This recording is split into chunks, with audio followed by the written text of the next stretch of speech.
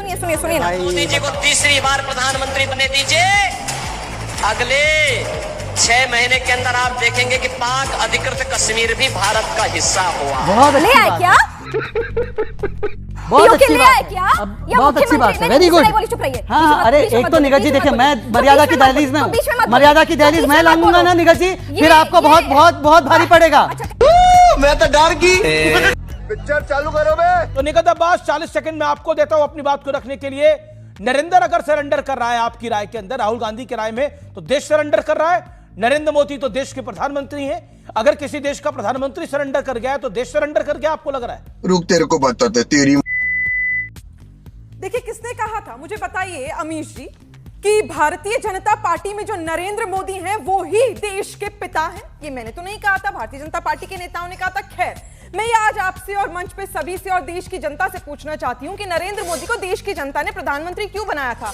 इसलिए बनाया था कि रातों रात आप नोटबंदी कर दे और कहें कि अब देखिएगा कि आतंकवादी की कमर तोड़ दी जाएगी, आप देखिएगा काला धन चला जाएगा। पर होता क्या है, रातों रात 2 करोड़ नौकरियां तो जाती है, प्लस अभी 24-25 की अगर आप आरबीआई की लेटेस्ट रिपोर्ट देखें तो 37% 500 के नकली नोट की बढ़ोतरी हो जाती है।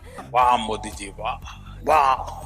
देश के प्रधानमंत्री नरेंद्र मोदी को इसलिए बनाया गया था 370 आप हटा दे और कहेंगे देखिए भाषणों में अब आतंकवादी को खत्म कर देंगे, आतंकवादी अब खत्म हो जाएंगे, कश्मीर में अमन और चैन होगा। लेकिन क्या हुआ? यह हुआ कि विश्व का सबसे बड़ा लॉकडाउन 213 दिनों का कश्मीर में हुआ और जो व्यापारी संगठन था, जो छात्र नहीं मैडम, मेरा जो सवाल था, मैंने आपको सुना, 1 मिनट सुना इसकी मौका। मैं फिर आपको 10 सेकंड दे रहा हूं। नहीं 1 मिनट ही हो गया आपको बोलते हुए, पता नहीं लगा। मैं फिर आपको 15 सेकंड देख रहा हूं। आप फिर कह रहे हैं सलमान खुर्शीद आपको आईना दिखा रहे हैं। सलमान खुर्शीद कह रहे हैं कि ऐसे मैं विदेश में आतंक के मिशन के खिलाफ खड़ा हूं, ऐसे में मेरी राजनीतिक निष्ठा को तोलना गलत है। आप शशि थरूर के लिए आपके नेता क्या कुछ कह चुके हैं, मुझे बताने की आपको आवश्यकता नहीं है मैडम। एंड सुनना पड़ेगा। एंड राहुल गांधी ने अभी जो बोला है कि देश का प्रधानमंत्री सरेंडर कराया है, पाकिस्तान का प्रधानमंत्री शहबाज शरीफ कह रहा है कि मेरे सिक्योर्ड फोन पे रात को 2:30 बजे आसिम मुनीर फोन करता है और कहता है भारत ने हमारे एयरबेस को तबाह कर दिया है। ये सरेंडर है हमारा? अभी बता है भाई, अभी बता है। मुझे आप बताइए ना, यहाँ यूएस के जो राष्ट्रपति हैं वो 9 दफा कह देते हैं कि मैंने मीडिएशन कराई, कभी कहते हैं मैंने मदद करी, कभी कहते हैं मैंने ट्रेड पर धमकाया, लेकिन देश के प्रधानमंत्री नरेंद्र मोदी चुप्पी साध कर क्यों बैठे? और मैं तो जानना चाहती हूँ, आपने सही बात कही, मैं तो ना थरूर साहब की बात करी ना किसी और की कह रही, देश साथ खड़ा और खड़ा था। लेकिन मुझे बताइए ना, ऐसा हीरोगिरी करने का क्या आपके अंदर उत्तेजित आप हो गए थे कि आप जाते गुजरात में, वहां बड़ा रेंज रोवर में से हाथ हिलाते और हाथ हिला के अपने ऊपर कर्नल सूफिया कुरैशी के ऊपर, कर्नल सूफिया कुरैशी के परिवार से अपने ऊपर आप फूल बरसवाते? क्या करा था, क्या हासिल करा? क्या आपने कहा था 6 महीने में? मुझे प्रॉब्लम क्या है? बीच में ना बोल। नहीं, आप अपनी प्रॉब्लम को पहले आइडेंटिफाई करिए। नहीं, पहले मरीज को अपनी नहीं, बिल्कुल आपको मौका दिया है। पहले मरीज को अपनी दिक्कत सोचनी चाहिए, उसकी आपकी दिक्कत क्या है। सो बिल्कुल नहीं टोक रहा। एक सेकंड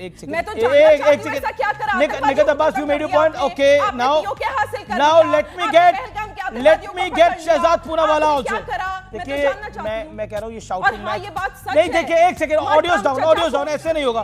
बस हवा निकल गई। सिंगल पॉइंट एजेंडा है कि अरे वाह, पीओके याद आ गया। ये सैफुद्दीन सोज ने बोला है ऑफिशियली कि पीओके छोड़ दो। ये 1994 तक आपने पीओके क्यों नहीं लिया? 65 और 71 में तो खुला चांस था। बाबू जगजीवन राम ने बोला था कि पीओके और करतारपुर साहिब ले लो इंदिरा जी, तो उस समय तो 93,000 सोल्जर दे दिया। अरे छोड़िए, बाकी सरेंडर बताता हूं क्या होता है। जब चाचा नेहरू जाकर पीओके दे आते वो सरेंडर होता है। जब चाचा नेहरू बोलते हैं इंटरनेशनलाइज हो जाना चाहिए कश्मीर, वो सरेंडर होता है। 68 में 828 स्क्वायर किलोमीटर दे दिया भारत का। 65 में युद्ध जीतने के बाद 74 में न्यूक्लियर टेक्नोलॉजी देने लगे थे। 94 में ट्रूप मूवमेंट बता दिया और 94 में आपने न्यूक्लियर टेक्नोलॉजी की टेस्टिंग बंद करवा दी यूएस के दबाव में। ये सरेंडर होता है मान्यवर, छोड़ दीजिए इस बात को। रुको जरा, सब्र करो। मैं आना चाहता हूं आखिरी विषय पर, आपको बताता हूं सीज फायर क्या होता है। वैसे तो सलमान भाई ने बता दिया कि कोई सीज फायर नहीं है, पर very important news Manish ji, Telangana Congress chief has said there should be ceasefire with Naxals. नक्सलियों को इंटरनल सिक्योरिटी थ्रेट सबसे पहले इनकी सरकार ने बोला था। आज 75-80% नक्सली खत्म हो चुके हैं, 10-15 डिस्ट्रिक्ट्स में बाकी है। कौन बोलता है सरेंडर कर दो और सीज फायर कर दो? इनके नेता। बोलिए Neeraj ji, are you for surrender and ceasefire with Somnath Bharti and Maluk Nagar? देखिए पहली बात तो यहाँ पे इसका जवाब दे दो। आप सर्जिकल पे भी नहीं बोली, इस पे भी नहीं बोली, क्योंकि आपने पीओके के लिए बोला, आप ही के नेता का बयान सुना देते हैं। सुनिए ना, अभी मजा आएगा ना भिड़ो। सुनिए ना। मोदी जी को तीसरी बार प्रधानमंत्री बने दीजिए, अगले 6 महीने के अंदर आप देखेंगे कि पाक अधिकृत कश्मीर भी भारत का हिस्सा हुआ। बहुत ले आए क्या? वाह मोदी जी, वाह वाह, बहुत अच्छी ले बात आए है। क्या? बहुत अच्छी बात है, वेरी गुड। चुप रहिए। हाँ, अरे एक तो निगत जी देखिए, मैं मर्यादा की दहलीज में हूँ, मर्यादा की दहलीज मैं लाऊंगा ना निगत जी, फिर आपको बहुत बहुत बहुत भारी पड़ेगा। क्या अनमोल रतन आपने पाल रखे देश के प्रधानमंत्री, वाह। मैं वो नहीं हूं कि जो एक समय पर एक लगा के आता था और अभी जो है अपना पूरा चेहरा ही बदल दिया है। मैं वो नहीं हूं। चलिए छोड़ दीजिए इस विषय को, आइए इस विषय पर। तेलंगाना कांग्रेस चीफ ने क्यों बोला है सीजफायर?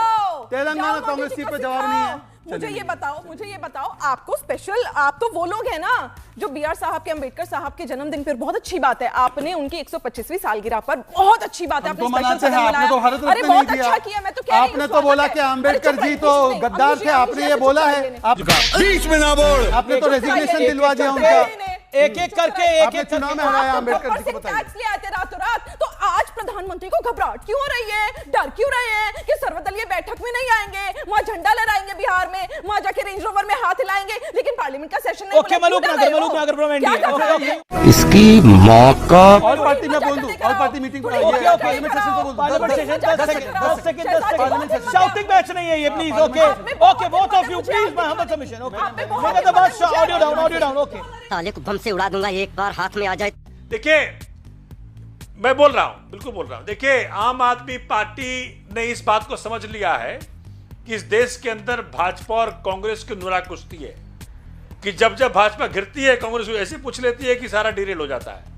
इसलिए मैं भाजपा के साथियों को बोलना चाहता हूं कि आम आदमी पार्टी सुनिश्चित करती है आपके जरिए कि पार्लियामेंट सेशन जब बुलाएंगे उसमें ऐसा कोई सवाल आम आदमी पार्टी नहीं पूछेगी जिससे पाकिस्तान को फायदा पहुंचे।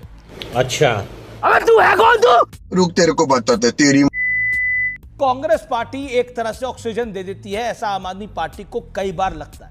देखिए, आम आदमी पार्टी को तो ऐसा लगेगा ही, क्योंकि किसने इन्हें पनाह दी थी और किन्होंने शुरुआत करी थी वो तो ये भी जानते हैं और जग जाहिर है और पूरे देश ने देखा है, तो इन पर मैं टिप्पणी नहीं करना चाहती हूं। लेकिन अगर पाकिस्तान परस्ती कर रहे हैं आप लोग, अगर पार्लियामेंट सेशन बुलाया जा रहा है तो पाकिस्तानी परस्ती नहीं। रफेल जब पूछ रहे गिरे हुए राहुल गांधी, ये तो सीडीएस अनिल चौहान जी ने खुद कह दिया कि अरे कैसे आम आदमी पार्टी कहती है।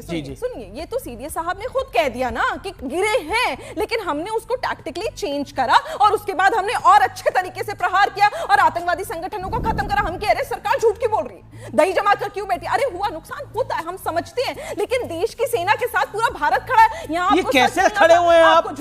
साले का खोपड़ी तोड़